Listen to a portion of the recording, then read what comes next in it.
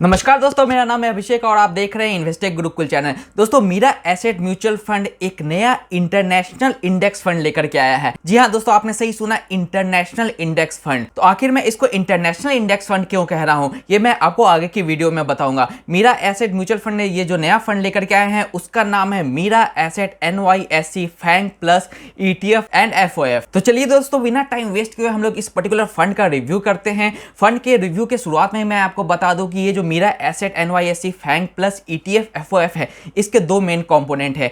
एक तो पहला इसका खुद का कंपोनेंट है जिसका नाम है Mirae Asset NYSE FANG plus ETF and FOF। तो दोस्तों, ETF और FOF में क्या अंतर है, इसमें से कौन से इन्वेस्टर्स को ETF में इन्वेस्टमेंट करना चाहिए, किसको FOF में करना चाहिए, ये सब डिटेल्स मैं आपको आगे की वीडियो में बताऊंगा। और इसका दूसरा कंपोनेंट है इसका अंडरलाइंग स्कीम जिसका नाम है NYSE फैंग प्लस इंडेक्स। तो चलिए दोनों कंपोनेंट को हम लोग बारी बारी से समझते हैं और हम लोग शुरुआत करेंगे NYSE फैंग प्लस इंडेक्स से।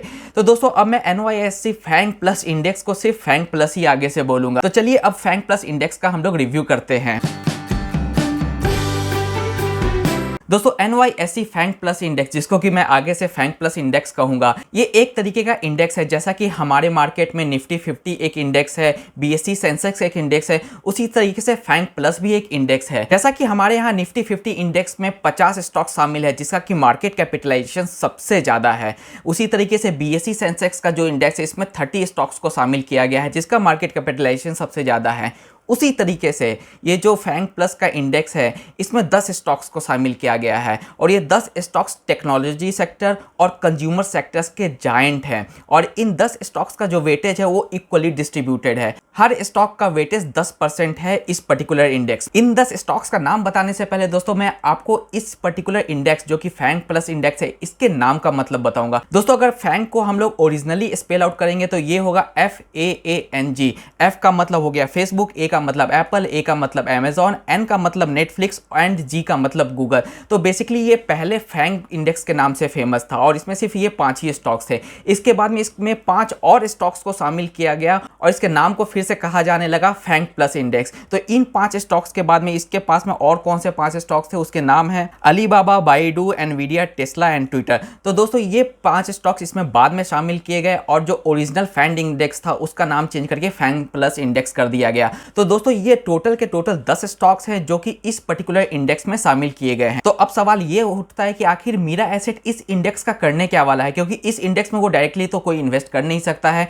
इंडेक्स बस ट्रैकिंग के लिए होता है, उसके अलावा उसका और कोई काम नहीं होता है। तो आखिर मीरा एसेट इस इंडेक्स का क्या करने वाला है। तो दोस्तों, मीरा एसेट ने जो नया ETF और FOF लॉन्च किया है उस पर्टिकुलर ETF के थ्रू में इस पर्टिकुलर इंडेक्स को वो रेप्लिकेट करेगा और उसको ट्रैक करेगा। और जैसे जैसे ये पर्टिकुलर इंडेक्स में वेटेज अगर कल को ज़्यादा होता है, कम होता है, कुछ इसके स्टॉक्स प्लस माइनस होते हैं, तो उसी तरीके से वो अपने ETF में पर्टिकुलर स्टॉक्स का वेटेज चेंज करेगा। ये जो भी स्टॉक्स ऐड और सब्सट्रैक्ट होंगे वो उस टाइप से उसको ट्रैकिंग और रेप्लिकेट करेगा। अब आप सोचेंगे कि ये जो ETF है, FOF है, ये हमारे यहाँ का इंडेक्स फंड के जैसा क्यों दिख रहा है। जैसा कि हमारे यहाँ भी है SDFC का सेंसेक्स प्लान है, UTI का निफ्टी 50 इंडेक्स है, ये भी क्या करता है, हमारे यहाँ के इंडेक्स को कॉपी एंड रेप्लिकेट करता है। और मीरा एसेट का ये फंड भी तो इसी तरीके का काम कर रहा है। तो इसका सिंपल सा जवाब ये है दोस्तों कि ये पर्टिकुलर मीरा एसेट का जो ETF FOF है ये भी एक तरीके का इंडेक्स फंड ही है।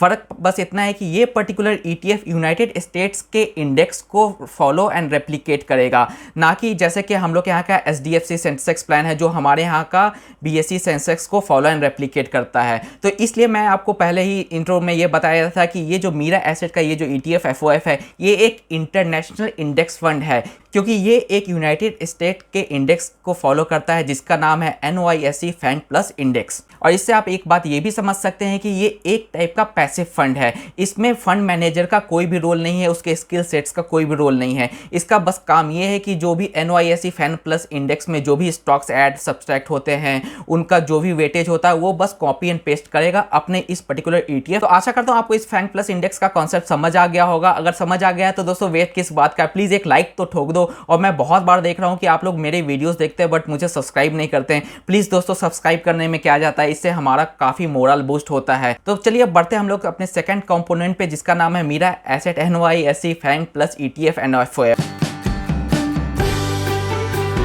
तो दोस्तों मीरा एसेट ने दो स्कीम लॉन्च की है, एक है ETF, एक है FOF। अगर आपके पास में डीमैट अकाउंट है तो आप ETF में भी डायरेक्ट इन्वेस्टमेंट कर सकते हैं। अगर आपके पास में डीमैट अकाउंट नहीं है तो आप इस पर्टिकुलर FOF में इन्वेस्टमेंट कर सकते हैं, जैसे कि आप दूसरे म्यूचुअल फंड्स में इन्वेस्टमेंट करते हैं।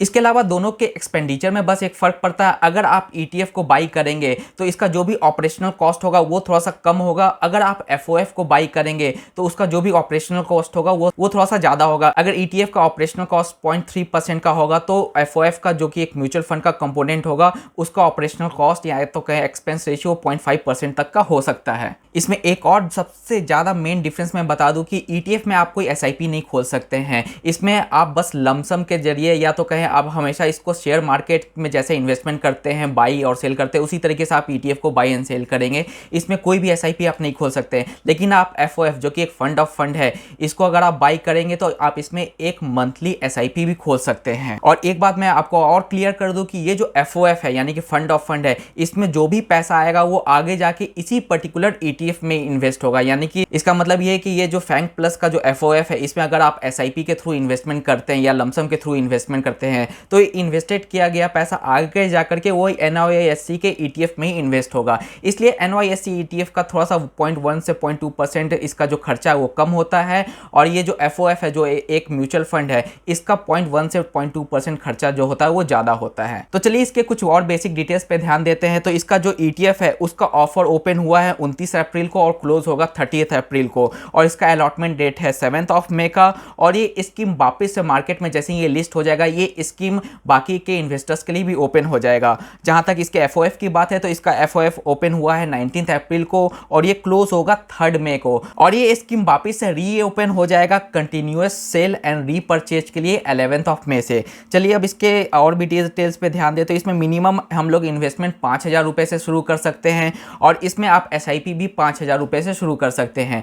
जब आप मिनिमम इन्वेस्टमेंट 5,000 रुपए का इसमें कर देंगे, अगर आप लमसम के थ्रू करते हैं तो उसके बाद में आप 1,000 रुपए के मल्टीपल्स में इसमें इन्वेस्टमेंट कर सकते हैं। जहां तक इसके एग्जिट लोड की बात है तो अगर डेट ऑफ अलॉटमेंट्स के बाद में 3 महीने के अंदर में अगर आप इस पर्टिकुलर फंड से बाहर आते हैं तो आपको 0.5% का एग्जिट लोड देने पड़ेगा। अगर आप 3 महीने के बाद में इस पर्टिकुलर फंड से बाहर आते हैं तो इसमें कोई भी एग्जिट लोड देने की जरूरत नहीं है।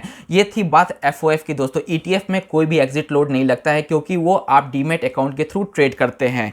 जहां तक FOF के एक्सपेंस रेशियो की बात है तो डायरेक्ट प्लान का एक्सपेंस रेशियो अप्रॉक्स 0.5% का होने वाला है, और जो रेगुलर प्लान है उसका एक्सपेंस रेशियो 1% का होने वाला है। जहां तक इसके रिस्कोमीटर की बात है दोस्तों तो ये हाईली रिस्की फंड है, क्योंकि दोस्तों आप यहां पे देख सकते हैं कि ये हाईली कॉन्सेंट्रेटेड इंडेक्स है, और इस इंडेक्स में सिर्फ और सिर्फ 10 स्टॉक है, और 10 के 10 स्टॉक्स का जो वेटेज है वो 10% का है। इसलिए इन 10 स्टॉक्स में से अगर कोई भी स्टॉक्स में थोड़ा सा भी उतार चढ़ाव होता है तो ये इंडेक्स बहुत ही ज्यादा वॉलेटाइल हो सकता है, और आपको तुरंत में उसमें लॉस भी देखने को काफी ज्यादा मिल सकता है। इसलिए दोस्तों अगर आप थोड़ा सा रिस्क लेना चाहते हैं तो आप इसमें इन्वेस्टमेंट कर सकते हैं। लेकिन ये जो फंड का ऊपर में जो रिस्कोमीटर में इसको वेरी हाई रिस्क पे रखा गया है, तो चलो जो भी इंटरनेशनल फंड होता है उसको वेरी हाई रिस्क पे रखा गया जाता है। लेकिन जहां तक इसमें मेरी राय है दोस्तों तो ये पर्टिकुलर फंड में ये जो भी 10 स्टॉक्स हैं, 10 कंपनियां हैं, ये इस दुनिया की सबसे बड़ी कंपनियां हैं। और अगर आप दुनिया की इन 10 बड़ी कंपनियों में इन्वेस्टमेंट नहीं करेंगे तो अब आप कहां पे इन्वेस्ट करेंगे? अगर आप दुनिया की इस 10 बड़ी कंपनियों में इन्वेस्ट नहीं करते हैं तभी आपका रिस्क ज्यादा होता है, ना कि तब जब आप इस दुनिया की इस 10 बड़ी कंपनियों में इन्वेस्ट करते हैं। और दूसरा फैक्ट पॉइंट ये है दोस्तों कि अगर इन 10 कंपनियों का मार्केट कैपिटलाइजेशन ऐड कर दिया जाए तो हमारे देश में जितनी भी कंपनियां लिस्टेड हैं उनका मार्केट कैपिटलाइजेशन को अगर आप ऐड कर दिया जाएगा तो इन 10 कंपनियों से उनका मार्केट कैपिटलाइजेशन कम होगा। इसलिए मैं कह रहा हूं कि ये 10 कंपनियां बहुत ही बड़ी कंपनियां हैं। अगर आप इन कंपनी में इन्वेस्टमेंट नहीं करते हैं तब आपके पास में ज़्यादा रिस्क है। अगर आप इन्वेस्टमेंट करते हैं तो आपको अच्छा खासा रिटर्न मिलेगा। और जहाँ तक रिटर्न की बात है दोस्तों तो आप यहाँ पे देख सकते हैं इसने काफ़ी ज़्यादा अच्छा रिटर्न दिया है। और दोस्तों इसका रिटर्न आप खुद से भी कैलकुलेट कर सकते हैं, क्योंकि इसमें 10 स्टॉक्स हैं, 10 के 10 का 10% है। आप खुद से जाके 10 स्टॉक्स को ट्रैक कर सकते हैं, खुद से जाके देख सकते हैं कि वो 10 के 10 स्टॉक्स ने कैसा परफॉर्म किया है, और तुरंत आप पता कर सकते हैं कि उसका कैसा रिटर्न होने वाला है फ्यूचर में। लेकिन जहाँ तक फैंग प्लस इंडेक्स के फैक्ट्स एंड फिगर्स की बात है तो जब से ये लॉन्च हुआ है 2014 से लेकर के 2021 तक इसने 33.4% का रिटर्न दिया है और वहीं पर नैस्डैक 100 ने सिर्फ 20% का रिटर्न दिया है। तो दोस्तों आप देख सकते हैं कि पिछले 7 साल में इसने बहुत ही मैसिव रिटर्न दिया है। तो जहां तक टैक्स की बात है दोस्तों, तो एज पर सेबी गाइडलाइंस जो भी ग्लोबल इन्वेस्टिंग होती है उसको हम लोग एक डेप्ट फंड की जैसा ही ट्रीट करते हैं। इसका मतलब ये है कि अगर आप 3 साल से कम में अगर आप इसमें इन्वेस्टमेंट करते हैं तो इसमें आपको short term capital gain tax लगेगा। अगर आप इसमें 3 साल से ज़्यादा इन्वेस्टेड रहते हैं तो इसमें आपको long term capital gain tax लगेगा जो कि होगा 20% विद इंडेक्सेशन बेनिफिट। और सबसे फाइनल पॉइंट दोस्तों कि क्या हम इस पर्टिकुलर फंड में इन्वेस्टमेंट करें कि नहीं करें। तो जहां तक मेरी राय है दोस्तों और जहां तक मैं अपने पोर्टफोलियो को देख रहा हूं तो मेरे पोर्टफोलियो में कोई भी इंटरनेशनल फंड नहीं है। लेकिन मैं इस पर्टिकुलर फंड में इन्वेस्टमेंट अभी इसलिए नहीं करना चाहता हूं क्योंकि इसकी जो SIP की मिनिमम लिमिट है वो 5,000 की है और मैं इसमें 1-2 हज़ार रुपए से ज़्यादा का SIP खुलवाने के पक्ष में नहीं हूँ जहाँ तक मेरा पोर्टफोलियो है। अगर आप 5,000 रुपये का इंटरनेशनल फंड का कोई भी SIP खुलवाना चाहते हैं तो इस फंड में आप आंख बंद करके इन्वेस्टमेंट कर सकते हैं। लेकिन जहाँ तक मेरी बात है, जैसा कि मैंने आपको बताया, मैं 1-2 हज़ार रुपये से ज़्यादा अपने पोर्टफोलियो में इंटरनेशनल फंड का एक्सपोजर नहीं रख सकता हूँ। तो मैं बेसिकली क्या करूँगा कि मैं इसमें लमसम पहले 5,000 का खुलवा दूंगा, उसके बाद में थोड़े थोड़े दिन पे मैं 1,000-2 हज़ार रुपये से खुद मैनुअली इसमें इन्वेस्ट करूंगा जिससे कि मेरी SIP की जो फैसिलिटी है वो भी मुझे मिलती रहेगी। आशा करता हूं दोस्तों आज का वीडियो आपको पसंद आया होगा। इसी तरीके के इन्फॉर्मेशनल और एजुकेशनल वीडियोस के लिए मेरे साथ जुड़े रहें। तब तक के लिए दोस्तों खुश रहें, स्वस्थ रहें एंड कीप इन्वेस्टिंग। जय हिंद।